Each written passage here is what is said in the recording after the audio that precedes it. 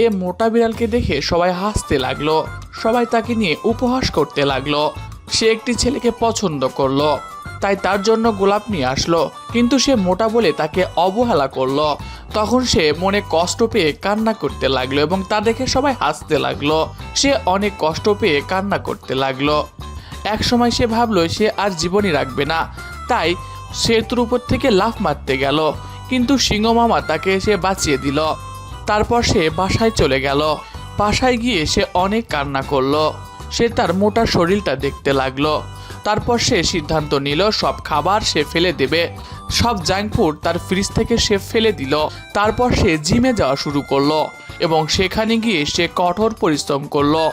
ধীরে ধীরে সে পাতলা হতে শুরু করলো এবং তার বন্ধুর সঙ্গে অনেক মজা করলো। স্কুলে গিয়ে তার বন্ধু ও সে দুজনে একসাথে মিলেমিশে খাবার খেলো এবং রানিং ও জিম সেশন শুরু করলো। তারপর একদিন মেয়েটি অনেক স্মার্ট হলো এবং পাতলা ও সুন্দরী হয়ে গেল। তারপর দুজন দুজনকে ভালোবাসতে শুরু করলো এবং সে এখন স্কুলের অন্যতম সেরা সুন্দরীদের মধ্যে একজন। আর অবশেষে যে ছেলে তাকে রিজেক্ট করেছিল সেও তার পেছনে ঘুরতে শুরু করলো, কিন্তু সে তাকে আর পাত্তা দিল না। সে সিংহ মামাকেই ভালোবেসে সংসার করলো।